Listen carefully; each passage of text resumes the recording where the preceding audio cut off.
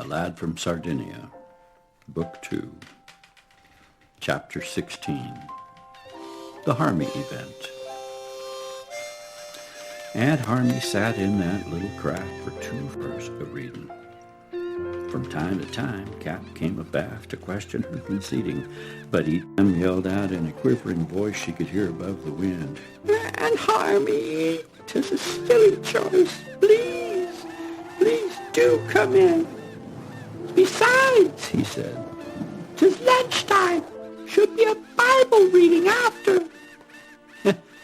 Now, she thought, I've only brought upon myself a bit of laughter. So, a bit chagrined, she asked a few of the crew to hoist her in. Cap stood upon the bridge, spyglass in his hand, scanned the sea in front of him, then one last look behind. Corsica, her port and all, was out of sight and mind. Dinghy up, sails were full, the shark she was a-speeding. The world was wonderful at last, and Aunt Harmy, she was reading. 15 to 20 gathered round to listen. Most of them I knew quite well. I remembered clearly Chris and Snell. Oh, and Joe and Mars, and even Cap a bit. Old Figgins heard 3 words and spit. He'll probably go to hell. She read about a fella figured he could see better than a friend who had a speck stuck in his eye. But God told him to look in a mirror. He said, "See that great big plank?" The fella said, "Yes." And God said, "Well, I guess you should take out that plank. You'll find you'll see much clearer." Now, I think I understood the gist, but Lime just thought it very funny. Went round the deck, point entirely missed, staggering, holding his eye. Far up above stood the jack in the nest. All the sails were full and flapping. The sea serene, all at rest. That Harmy event? Well, it was like it never happened.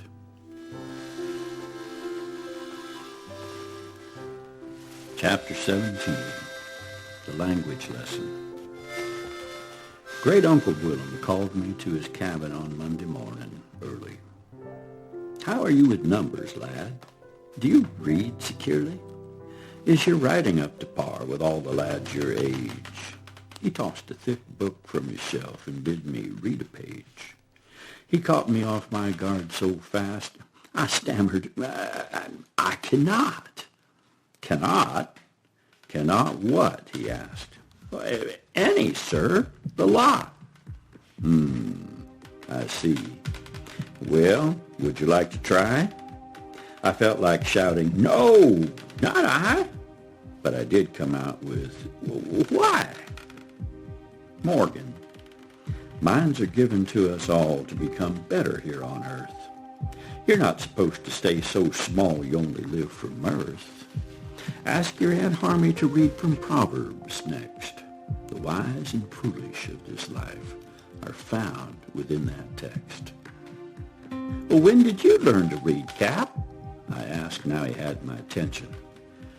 "From an old ship's master, way, way back. He's dead now, I should mention. You're welcome here inside my cabin to read to heart's content." "Well, I can't even read one word, sir. Not worth one moment spent."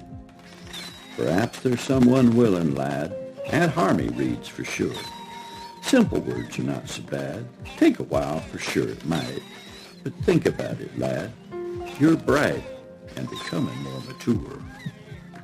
I thumbed through pages of the book he'd tossed to me. Just some letters and some spaces was all I could see. But I did know Morgan and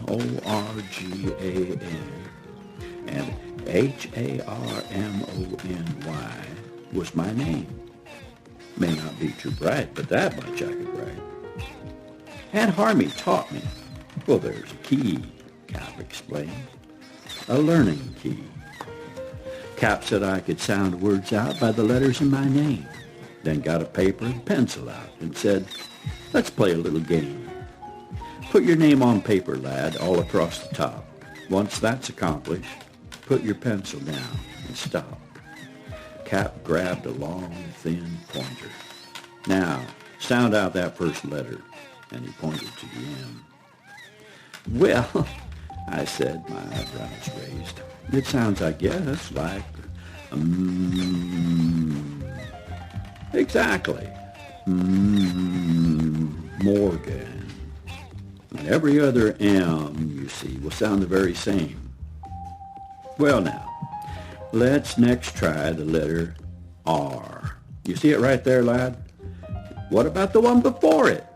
We'll get to that later in a tad. I tried erg, I tried org, even tried organ and or. But I didn't say it right, quite. Concentrate on just that one letter. R, I said. Cap cried out, that's right. Now, we know that M sounds like and R sounds like and we know that Morgan starts with more. So that letter in between, which you know is an O, must sound like, and Cap held his hand out, palm up, in a questioning expression of, so? Oh, I exclaimed, I know. It sounds like, oh. Ha! Do you see now how to sound words out? I think so, sir, said I. Let me practice. See if I know how. Morgan. G sounds like g, like g. And N sounds like in nose. So the A must sound like like in ant. Morgan's my name. That's great, Cap. Now I know why. Do these letters always sound the same? Almost. There are a few that are strange, but you've done very well on your first try. There came a knock on the captain's door. He opened to see Aunt Harmony standing. She asked, Willem, may I come in? He said, indeed. I cried, Aunt Harmony, I can read, and rushed past to the landing. Chapter 18, Lessons in Humility. What Aunt Harmony and Cap talked about, I don't have first-hand news. But it had to do with her, no doubt, her attitude and her views. I myself had told her of the things her uncle did. It made her realize his Christian attitude. And the episode with the sheriff, with the magistrate on the deeds he'd secured, and the treatment of the cleric. A man of moral fiber, a true man of his word. Yea, and I think how he treated Magnus with the giving of the pink. She hadn't heard these things before. I swan. She softened up a bit, and then, to top it off even more, her rantings in that dinghy, acting like a ninny. Still, he would not submit, but like a gentleman, forget. At least those were my thoughts that Monday morning. And as later she emerged, she had an almost spiritual purge, I would have sworn. I've been looking for you. 'Twas Rosanna Lynn. You're not with Snell. Where have you been? I've been with Cap. I read a bit. He's lots of books, and he lets me sit and read. Indeed. Are you studying or reading for pleasure? Studying, I guess. I'm not the best, but I am learning. Reading is such an awesome treasure. Perhaps I could assist a measure, said the demure young lass, discerning. Oh, do let me come as well. When are you going next? Now I was stuck. No way to duck. but being truly vexed. Great uncle, or Cap, he says I can come twice in a week, I lied. So the next will be in 3 days. So then, that's Thursday, right? I can hardly wait, she cried. Here we are in the ship, in the middle of the med. Water, starboard, port, aft, and ahead. And I can already spell Morgan.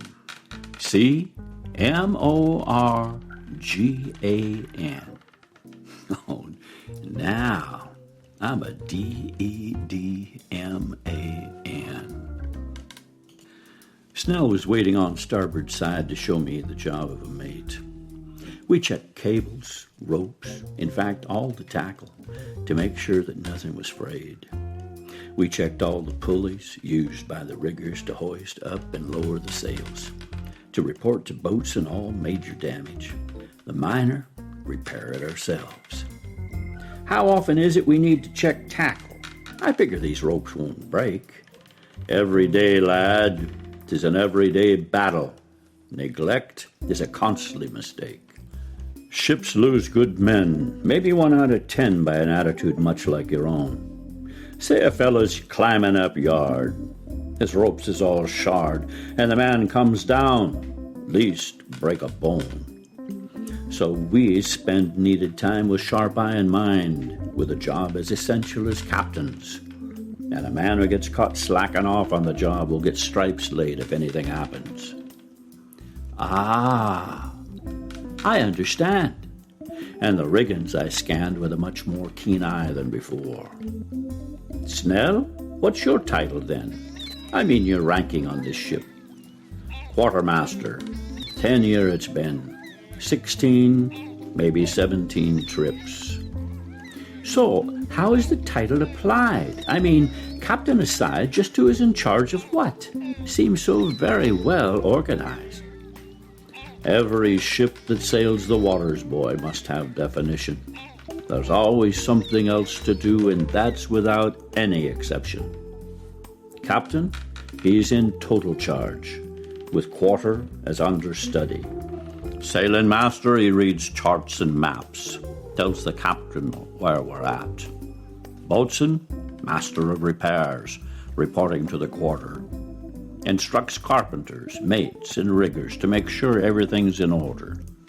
Carpenter, he has the tools and skills to fix whatever's broken. Sometimes acts as surgeon, too, to amputate a leg or two. His saw can cut through bones.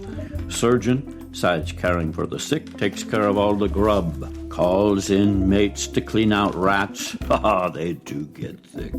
Arrgh, there's lots on every tub.